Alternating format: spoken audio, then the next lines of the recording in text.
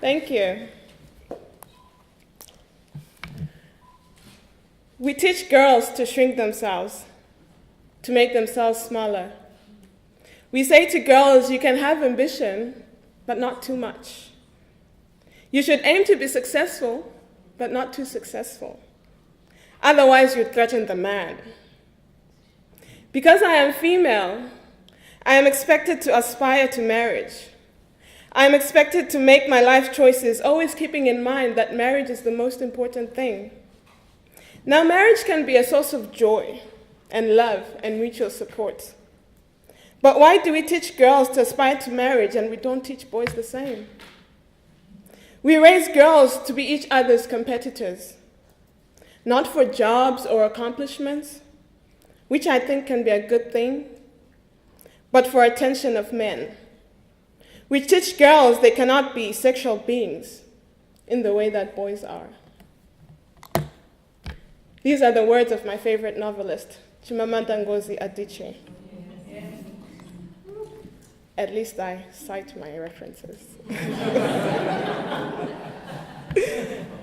Zimbabwe is making considerable progress on women's political participation, especially on gender parities and the number of seats that are held by women in the national parliament.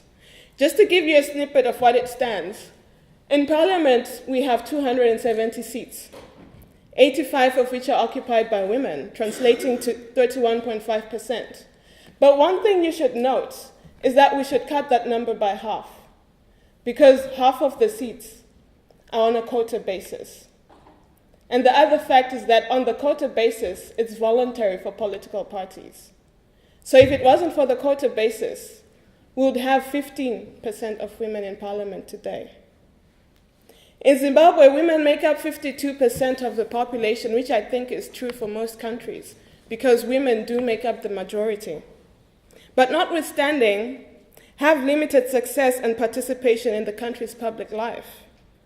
They have become targets of attacks, yet they have been in the forefront of movements towards national liberation, social justice, as well as gender equality, which is something that we only hear being mentioned in conferences and other institutions.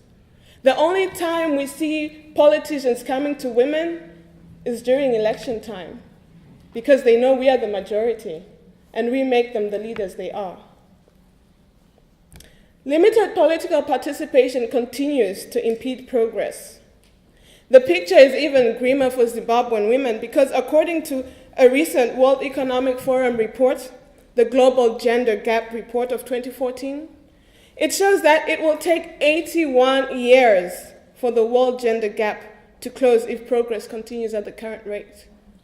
Ladies and gentlemen, we do not have up until 2097 for us to realize an equal world. We need it now. Policy changes should be directed towards addressing discrimination against women, strengthening women's voice in decision-making at all levels of society. Beyond looking at numbers, and women's integration should move beyond merely increasing their involvement in decision-making to ensuring that there are substantive contributions to institutions in which they take part. In other words, women's representation should be both qualitative and quantitative. So what is it that we need to do? We go back to basics, where it all begins: socialization. How do we raise our boys and our girls? Raising our daughters to be leaders, and also encouraging our sons to support them. For sustained progress, it is imperative that cultural transformation be aimed at reversing the negative attitudes in societies, gender equality, and women's empowerment. Education, which is something that we've heard from the start of this conference. Working with children to develop their leadership skills from a very young age. In kindergarten, primary school, high school, even in tertiary institutions, encouraging our girls to even go for that student representative office. That's where it all starts. Training, capacity building for women currently serving and those who aspire to serve. Assisting political parties in updating and even developing training manuals for how they can also bring up their women on the ladders of success in their political parties. We need to teach women, to train them on how to articulate issues when it comes to democratic governance, constitutional legal frameworks. How can they become literate in constitutional affairs so that they bring other women's issues and other women up with them? Campaigning strategies, media engagement, because we know the media can be so brutal when it comes to women. Mentorship. We need more young women that can look up to women who have done it in society.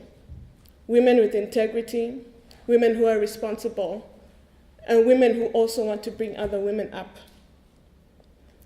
Passing the baton to other young women.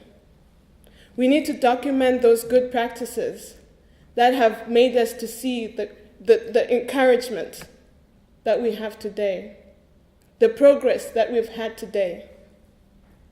We need to create that enabling environment for the participation of women in elections, to provide technical advice on how to incorporate gender equality provisions in constitutions. And I think one of the most important factors is we need male involvement.